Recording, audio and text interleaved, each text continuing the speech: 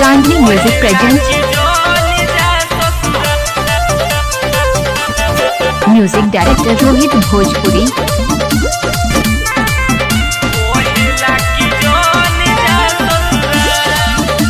चांदनी digital recording studio Hyderabad. के कोरवा धाके रोवे लहैया रवा हो, रोवे लहैया रवा हो। कोहेला की जोई हो जन ससुरार हमारी जान हो।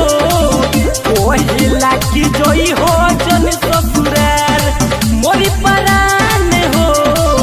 कोहेला की जोन जा ससुरार। डीजे कमलेश, चोरी चौराहा बाजार, गौस नगर। Mobile number 9128245035।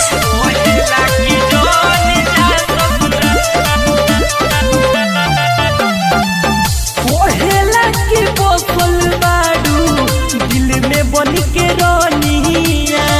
सोचले रहती तोहरा के बा नहीं बे अपन कोनिया, नहीं बे अपन कोनिया। बोस गइले बाडू हमारा दिल में बन के रोनिया।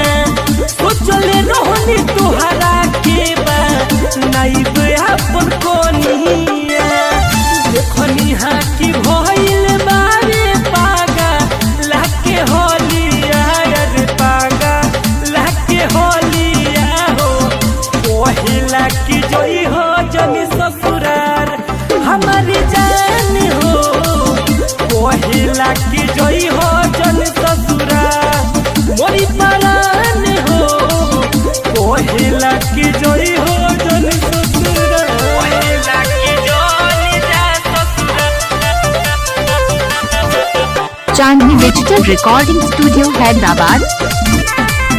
कोहिला की जोई जा ससुरार। डीजे कमलेश, चोरी चौराहा बाजार, गौस नगर। Mobile number 9128245035। कोहिला की खाल में एक दिन कीन के जहरिया केहू से भेजाइब अपन मोर के खबरिया, मोर के खबरिया।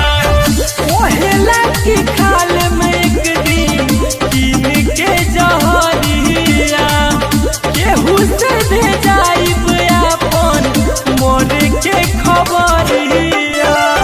बिटू दिनेश अभिषेक आई है ना नजरिया रे आई है ना नजरिया हो। कोहे अब चल जाई हो ससुरार हमार जान हो।